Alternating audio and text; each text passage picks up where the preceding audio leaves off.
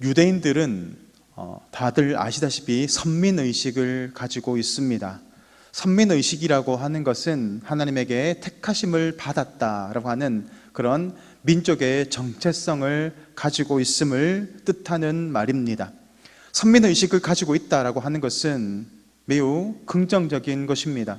내가 하나님에게 택하심을 받았다는 것, 그것을 알고 살아가는 백성은 명확한 방향성을 가지고 있고 또 어디로 나아가야 할지, 누구를 섬겨야 할지를 명확하게 안다는 점에서 긍정적인 부분들이 있습니다.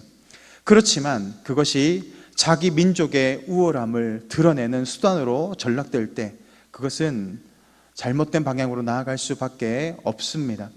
하나님에게 택하심을 받았다라고 하는 것, 특별히 성도로 부르심을 받았다라고 하는 것은 오직 하나님의 은혜입니다. 그러므로 자랑하는 것은 좋지만 그것이 나의 우월성을 드러내는 수단으로 나아가서는 안 됩니다. 오히려 큰 은혜를 베풀어 주신 하나님께 감사와 찬양으로 나아가는 것, 그리고 받았던 그 은혜를 흘려보내는 모습으로 나아가야 함이 마땅한 줄 믿습니다. 이스라엘 백성들은 이런 선민의식을 가지고 있습니다. 그러나 오늘 솔로몬의 기도를 통하여 바라보게 될 때 하나님은 단지 이스라엘만을 사랑하시고 그들을 택하신 것뿐만이 아니라 모든 이방인들에게까지 구원의 은혜를 베푸시고 계시고 또 긍휼을 흘려보내고 있음을 우리는 알 수 있습니다. 41절에서 솔로몬은 주의 이름을 위하여 먼 지방에서 온 이방인의 기도에 대해서 응답을 간구하고 있습니다. 하나님을 알고 또 하나님의 살아계심을 바라보며 나아오는 그 모든 이방인들에게 응답해 주시고 또 그들의 기도를 들어주실 것을 간구하고 있다는 점에서 하나님은 모든 이방인들에게도 또 구원의 은혜를 베풀어 가시고 또 긍휼히 여기신다는 것을 우리는 바라보게 됩니다. 특별히 솔로몬은 42절에서 성전을 향하여 기도할 때라고 말하고 있습니다. 솔로몬이 지었던 이 성전을 향하여 기도하며 나아갈 때 하나님께서 응답하여 주실 것이다 라고 말하고 있는 것입니다. 이슬람 성도들은, 이슬람 신자들은 항상 정해진 시간이 되면 기도합니다. 엎드려서 기도하는 것을 다 보셨을 것입니다. 그런데 그들이 기도하는 방향이 있습니다. 그들이 기도하는 방향은 바로 그들의 성지인 메카를 향해서 기도합니다. 이 메카라는 곳을 보니까 그들이 예언자가 태어났던 곳이기도 하고 또 그들이 말하고 있는 큰 성전을 가리키는 곳이기도 합니다. 그래서 이슬람 신자들은 매년 250만 명이 정도가 그곳을 방문합니다. 왜냐하면 그것을 방문해야 구원을 받을 수 있다고 믿기 때문에 그렇습니다. 가톨릭에도 그런 모습들이 있습니다. 어떤 지역을 선정해 놓고 성지라고 부릅니다. 그리고 그것을 방문하면 영적인 은총을 받을 수 있다고 믿습니다. 그래서 많은 가톨릭 신자들 역시도 그 성지를 방문하는 것을 참으로 좋은 것으로 여기기도 합니다. 오늘 솔로몬 역시도 그러한 모습을 보이는 것 같습니다. 성전을 향하여 기도할 때 하나님이 응답해 달라라고 간구하고 있는 것, 그것은 어떻게 보면 그 솔로몬의 성전이 우상시되는 것 같이 보이지만 그것이 아닙니다. 성전을 향한다라고 하는 것, 시편 121편에서도 산을 향하여 눈을 들리라 라고 할 때 이 산 역시도 그렇습니다. 성전산을 가리키는 것이거든요. 오늘 성전을 향하여 기도한다라는 것도 마찬가지입니다. 성전을 향하는 것 같지만 성전에 계신 하나님을 향한다라는 것입니다. 우리의 기도와 간구는 바로 이 성전 안에 계시는 또 우리의 기도를 들으시는 하나님께 드려질 때, 또 우리가 그분을 향하여 기도할 때 하나님은 응답해 가신다라는 것입니다. 오늘 우리가 이곳에 교회에 모여 있습니다. 특정한 장소가 구원의 능력을 발휘하는 것이 아닙니다. 왜 교회에 모입니까? 교회에 하나님이 임재하시기 때문에 그렇습니다.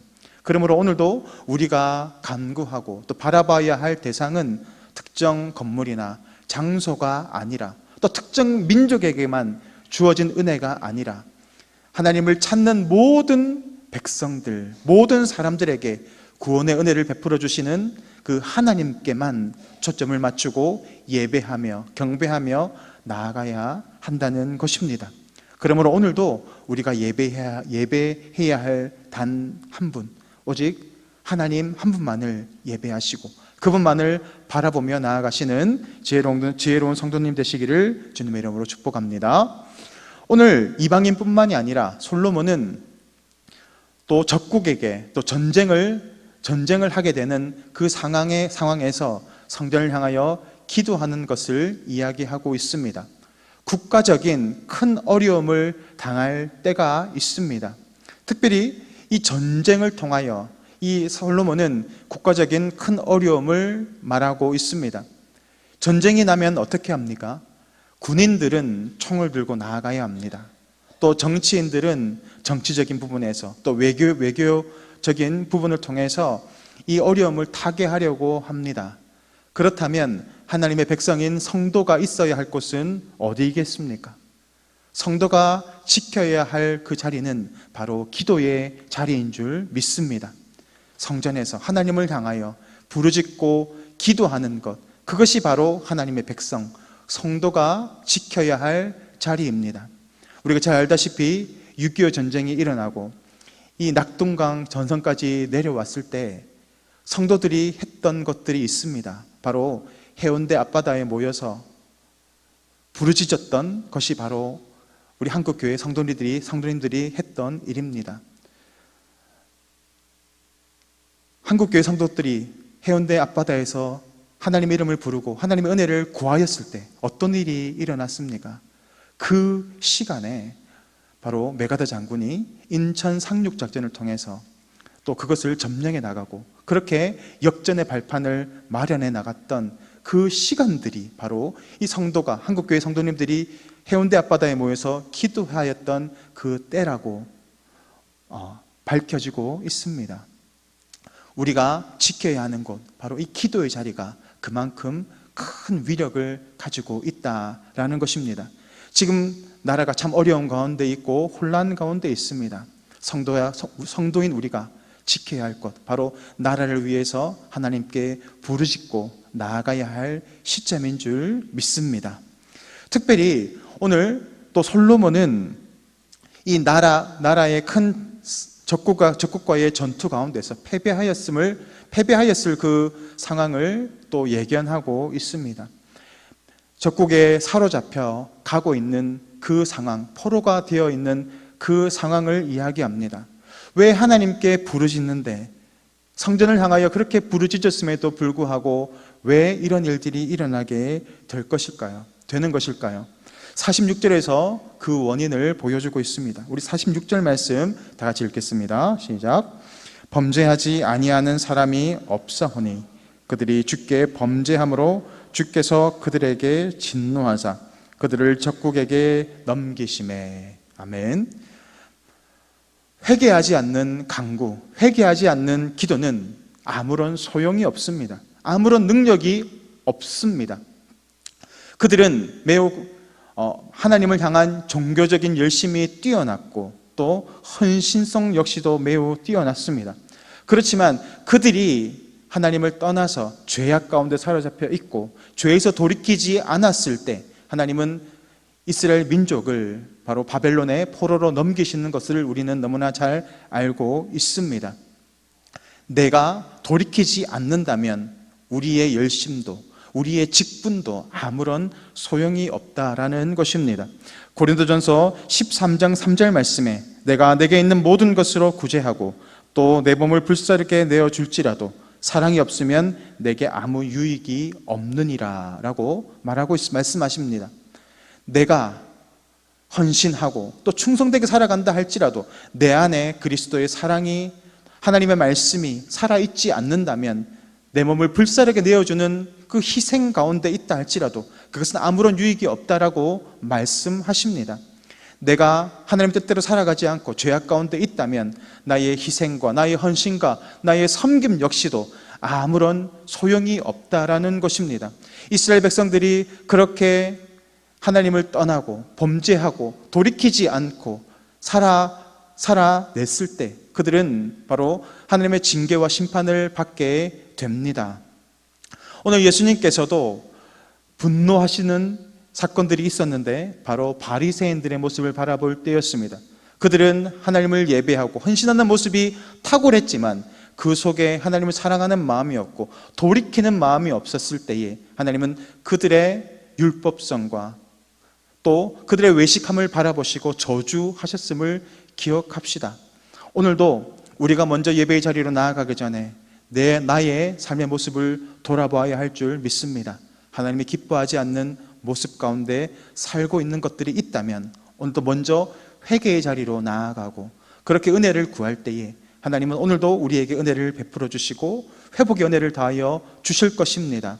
그들이 애굽에 종살이 하였을 때, 그들이 하나님 앞에 부르짖었을 때에 하나님은 그들을 건져내시고 또 하나님의 백성의 자리로 나아가게 하셨던 것처럼 오늘도 온전한 성도로 나아가기 위하여 먼저 내 속에 있는 죄악들을 돌아보고 회개의 역사가 일어나야 할 줄 믿습니다. 그렇게 우리를 깨끗이 그리스도의 피로 정결함을 받을 때 하나님은 또 우리의 하나님이 되어주시고 우리의 삶을 인도해 가시는 줄 믿습니다.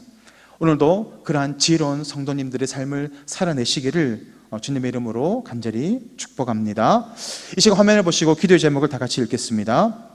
오직 하나님께만 소망을 두며 살아가게 하옵소서.